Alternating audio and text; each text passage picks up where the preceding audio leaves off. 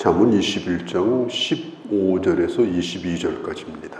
15절 말씀을 봅니다. 정의를 행하는 것이 의인에게는 즐거움이요 죄인에게는 패망이니라. 의로운 사람은 즐겁게 정의를 행합니다. 의인은 자원에서 그런 일을 하는 것을 좋아합니다. 그리고 그 의가 이루어지는 걸 볼 때 더 기뻐합니다. 정의를 행하는 것이 의인에게는 즐거움인데 죄인에게는 패망이니라. 그래요. 공의로워지면 악한 자가 힘을 쓰지 못합니다. 나라도 바로 서게 되면 악한 자가 힘을 잃어버립니다. 정의가 사라지면 누가 힘을 얻냐? 악인들이 힘을 얻어요. 그들의 세상이 되고 마는 거예요. 그런데 의인은 세상이 어지러워지는 것을 고통스러워합니다. 그래서 자기가 살고 있는 땅을 위해서, 정의를 위해서 기도하는 거예요. 우리가 하나님 앞에 나와서 기도할 때에 내가 살고 있는 공동체나 내가 속해 있는 나라, 우리가 속해 있는 이 모든 소속된 집단들, 이런 곳이 정의롭게 되도록, 밝은 세상이 되도록, 그래서 공의로운 사람이 더 잘 되도록, 악인은 악한 일을 행할 수 없도록 그런 땅이 되도록 기도하고, 또 우리도 작지만 그런 일을 걸어가야 되는 거예요. 그래서 의인은 기도합니다. 이 땅이 정의롭게 되도록, 그리고 하나님께서 악인을 심판해 주시도록. 아브라함은 소돔 고모라가 죄악으로 망해갈 때 그 성을 위해서 기도했습니다. 하나님은 아브라함의 기도를 들으시고 그 성에 있는 의인들을 지켜주셨습니다. 오늘날도 의인은 바로 그런 사람들이에요. 악인은 세상이 더 어두워지는 걸 원해요. 그래야 자기들이 하는 일이 잘 되니까. 더 어수룩해지는 걸 원합니다. 그래야 자기들이 힘을 얻으니까. 의인은 자기뿐 아니라 우리가 살고 있는 이 땅이 의롭게 되기를 바라고, 그리고 하나님 앞에 늘 그렇게 되도록 기도합니다. 그래서 하나님이 악인을 심판하는 겁니다. 의인의 기도를 들으시고. 자, 16절에 명철을 떠난 사람은 사망의 회중에 거할 것이다. 명철을 떠난 사람은 사망의 회중에 거할 것이다. 이미 죽음에 접어들었다는 거예요. 명철을 떠난 게 뭘까요? 하나님의 방법이 아닌 방법으로 사는 것, 하나님의 길이 아닌 길로 가고 있는 겁니다.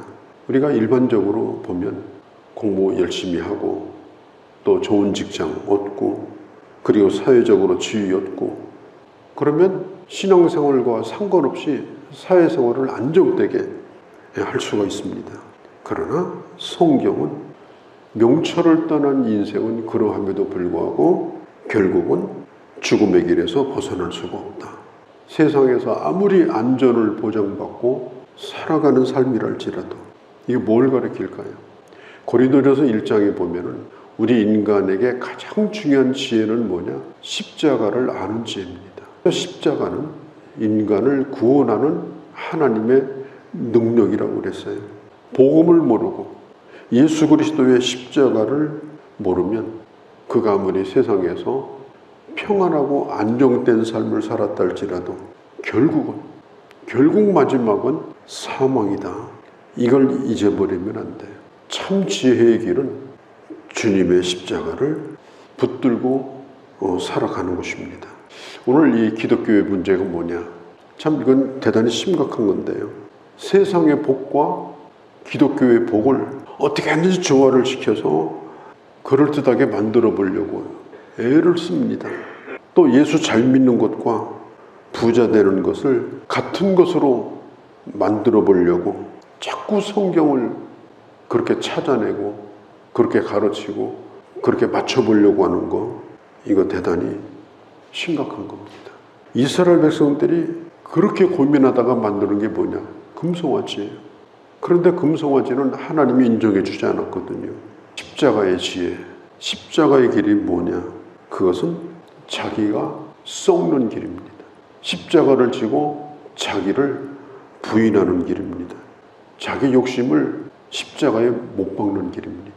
하나님의 뜻을 위해서 자기 자신을 내어주는 것입니다.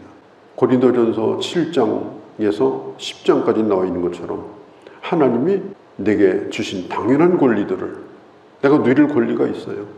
하나님의 나라와 교회와 덕을 위해서 그 권리를 스스로 포기하는 것입니다. 그런 길을 갈 때 그게 생명의 길이에요. 그런 길을 갈 때 하나님이 이 세상에서도 잘되게 해주시는 축복을 주시는 거지, 십자가를 빼버리고 성경의 복을 세상의 복과 연결시켜서 어떻게든지 그렇다고 믿고 살고 싶어 하는 것은 안 된다는 겁니다. 내가 예수 그리스도 안에서 믿음으로 살면 하나님께서는 반드시 나를 기억하신다, 내게 은혜를 베푸신다. 우리가 그런 믿음을 가지고 사는 것이 이게 바른 믿음인 거예요. 17절은 방종하는 것, 사치하는 것을 경계하는 말씀입니다. 연락을 좋아하면 가난하게 되고, 날마다 파티를 열고 화랑방탕하면 결국은 가난하게 되어진다. 그게 17절 말씀입니다. 사람들을 잔뜩 모다가 잔치를 베풉니다. 그럼 뭐 사람들이 좋아하죠. 잔치 베풀어 주면. 그래서 늘 먹고 놀고 그런 재미로 살고, 부자들의 잔치는요, 우리가 상상을 초월합니다. 그들의 세계가 따로 있어요. 어떤 사람들은 최저생활비도 안 돼가지고 목에 풀칠을 하고 사는 그런 사람들도 적지 않습니다. 그런데 일반적으로 볼 때 내가 얻는 것보다도 내가 더 많은 것을 쓰며 산다고 하면, 아니 빚을 끌어다가라도 그렇게 하고 싶어 한다고 하면 결국은 그 빚을 갚기 위해서 남은 인생은 행복을 포기하면서 살아야 될지 모르는 겁니다. 우리 예수 믿는 사람들은 이 세상에 알지 못하는 그런 평안과 만족, 복을 우리는 이미 누리고 있는 자예요. 누릴 것이 아니에요. 이미 누리고 있는 자입니다. 좀 가지고 있는 것을 가지고 그걸 큰 것으로 여기고 자랑으로 여기고 그것으로 날마다 파티를 열고 그렇게 사는 것은 결코 가진 자가 해야 될 일이 아니다. 그걸 오늘 17절이 말합니다. 18절. 악인은 의인의 속전이 되고 사악한 자는 정직한 자를 대신한다. 이 세상에 악인이 의인을 지배하는 것 같고 악인이 의인을 마음대로 하는 것 같지만, 결국에는 악인은 의인의 속전, 의인을 위해서 값을 치르는 속전이 될 거다. 그리고 사악한 자는 결국은 정직한 자를 대신하는 희생물이 될 것이다. 자, 바로 왕은 죄의 상징이죠. 바로 왕이 이스라엘 백성들을 놓아주지 않으려고 얼마나 10번씩이나 버텼어요. 그러다가 나중에 10번째 재앙이 임합니다. 10번째 재앙은 엄청난 재앙이에요. 많은 애굽의 장자들이 죽는 재앙입니다. 그런데 그 죽음을 속전으로 하나님은 삼아서 그날 밤 이스라엘 백성들을 구원하셨어요. 바로 그런 얘기를 지금 하시는 겁니다. 자, 19절 말씀은 우리가 이미 보았던 9절 말씀하고 비슷합니다. 19절 말씀은 시기하는 여인, 9절 말씀은 다투기를 좋아하는 여인. 이런 사람과 함께 사는 것은 9절에는 오목살이나 옥탑방에, 19절은 광야에서 차라리 사는 것이 낫다.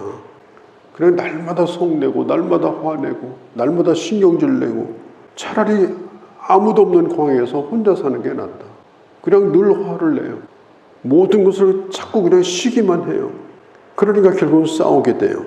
환경이 겪는 어려움보다 제일 나쁜 환경은 화내는 사람하고 사는 거예요. 물론 이렇게 화내고 다투는 여인을 꼭 탓할 수는 없습니다. 내가 젊어서부터 이제까지 가족을 위해서 이렇게 희생하고 이제까지 말없이 살았는데 아무도 알아주지 않으니까 나도 이제 더 이상은 조용히 못 살겠다. 뭐 그런 의사표시일 수도 있어요. 할 말은 해야 되겠다. 그러함에도 불구하고 가정은 인간이 쉴 수 있는 마지막 보금자리입니다. 그 가정의 보금자리가 헤쳐지면 그 사람은 쉴 곳을 잃어버려요. 직장도 견딜 수 있어요. 사회생활도 견딜 수 있어요. 그런데 가정의 보금자리가 파헤쳐지면 그 사람은 허벌판에 서 있는 것 같습니다. 그래서 이 가정의 화목이 정말 중요하다. 거기서 행복을 느끼고 거기서 천국을 경험하는 것이 이게 정말 행복한 것이다. 22절로 넘어갑니다. 지혜로운 자는 용사의 성에 올라가서 그 성을 의지하는 방벽을 하느니라. 자, 이 말은 성을 빼앗기지 않으려고 하면 다 준비를 하고 산다는 겁니다. 자, 고대 전쟁은 뭐예요? 고대 전쟁은 국경이 없었어요. 여기저기 성이 몇 개 있습니다. 그래서 그 성을 차지하면 그 지역을 다 차지하는 거예요. 그러니까 성을 잃느냐 지키느냐 이게 중요한 거죠. 성을 지키는 사람은 그 성을 지키기 위해서 항상 준비를 하고 그리고 예비를 하고 그렇게 해야 성을 지킬 수 있지 않느냐. 그런 얘기를 하는 거예요. 늘 준비하는 삶. 지혜를 써서 하나님께서 내게 주신 울타리를 잘 안전하게 지켜야 될 책임이 있다. 23절에 입과 혀를 지키는 자는 자기 영혼을 환난에서 보존하느니라. 우리가 무의식적으로 특별히 하는 말, 아무 생각 없이 하는 말, 또 습관적으로 하는 말, 그리고 생각 없이 뱉는 말이 있어요. 그리고 반복해서 하는 말이 있어요.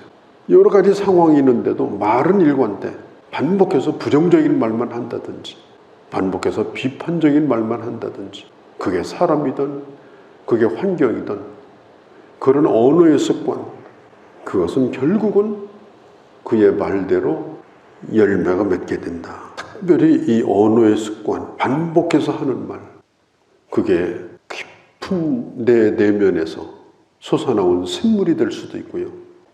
끊임없이 터져나오는 하수구 같은 구정물이 될 수도 있습니다. 이 잠언은 이것을 참 반복적으로 지금 강조하고 있습니다. 24절에 무리하고 교만한 자를 이름하여 망령된 자라고 말합니다. 무리하고 교만한 자, 그 사람이 망령된 자다. 그 사람은 넘치는 교만 때문에 그렇게 하는 것이다. 참 살다 보면 이런 사람이 있어요. 무례해요. 예의가 없어요. 왜 그러느냐? 교만해가지고 사람을 경히 여기기 때문에 그렇습니다. 그래서 예의를 갖추지 않고 제멋대로 합니다. 나는 내 가족들에, 내 아내나 내 남편에게 아니면 성도들에게, 교회 지도자들에게 나는 어떤 태도를 가지고 있는가? 눈앞에 아무것도 보이는 게 없으면 아나무인으로 행할 것입니다. 그게 바로 망령된 행위다. 망령된 행위라고 하는 것은 무례한 것을 말해요. 무례한 말씨, 무례한 행동. 그럼 예의를 지킨다는 게 뭐냐? 예의를 지킨다고 하는 건 상대방을 인정하는 것입니다. 우리는 내가 인정하는 사람 앞에서 공손하잖아요. 내가 누구에게든지 그런 태도를 가진다면 그게 바로 품위 있는 사람이다. 이 세상에서 하던 버릇이 툭툭 튀어나오는 사람들이 있어요. 말 몇 마디 해보면 알아요. 그가 세상에서 어떻게 살고 있는지 물어볼 것도 없어요. 그게 바로 망령된 겁니다. 뭐가 망령된 거냐? 무례한 것이다. 교만하여 누구도 인정하지 아니하고 아나무인으로 행하는 것이다. 자, 27절에 악인의 재물은 본래 가증하거든 하물며 악한 뜻으로 드리는 것이라. 27절에 있는 말씀은 악한 뜻으로 드리는 게 뭘까요? 이것은 하나님 앞에 드리는 예물을 뜻합니다. 예배를 뜻해요.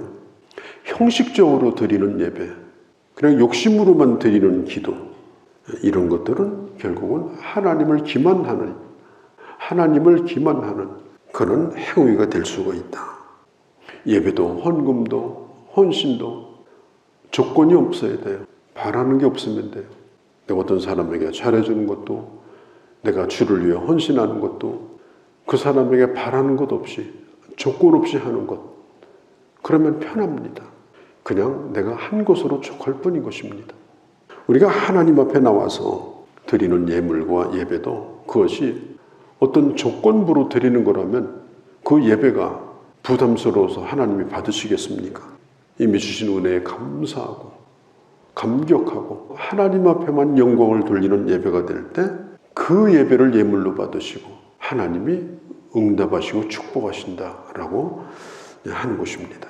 29절에 악인은 자기 얼굴을 굳게 하나 정직한 자는 자기 행위를 삼가하느니라. 악한 자는요, 자기 권위를 내세우기 위해서 얼굴을 무섭게 하고 다닙니다. 만만하게 안 보이려고. 그래서 모든 사람하고 만나면 기싸움을 합니다. 속이 꽉 찬 사람은요, 가만히 있어도 됩니다.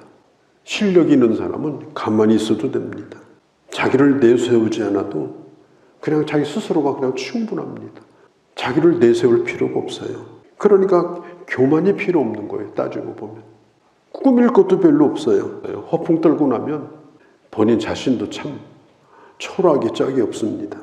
악인은 자기 얼굴을 굳게 하고 자기가 대단한 사람인 것처럼 그거다 별거 없어요. 31절 한 절 마지막 봅니다. 싸울 날을 위하여 마병을 예비하거니와 이김은 여호와께 있느니라. 싸울 날이 뭘까요? 전쟁이죠. 지금 전쟁이 난 건 아닌데 전쟁이 일어날지도 모르는 거예요. 사실 전쟁이라고 하는 건 이긴 사람도 진 사람도 없는 겁니다. 이긴 사람도 말로도 할 수 없는 손해를 입어야 이겨요. 진 사람도 또 말할 것도 없습니다. 서로 끝까지 극단으로 가지 아니하도록 가장 좋은 방법은 싸우지 않고 이긴다기보다도 전쟁을 하지 않도록 만들어가는 것.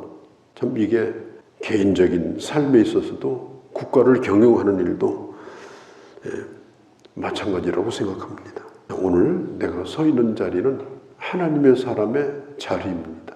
오늘도 그런 길을 가서 그런 아름다운 열매로 넘치는 그런 한 날이 되어주기를 바랍니다. 거룩하신 우리 아버지, 복음을 알게 하시고 또 우리에게 하나님의 말씀을 주셔서 하나님의 사람이 가야 될 길을 성령의 빛 가운데서 오늘도 가르쳐 주시고 또 말씀을 통해서 끊임없이 교훈하여 주심을 감사합니다.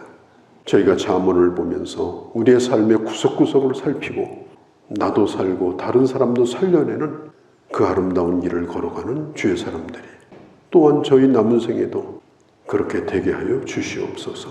우리 주 예수님의 이름으로 기도하옵나이다. 아멘.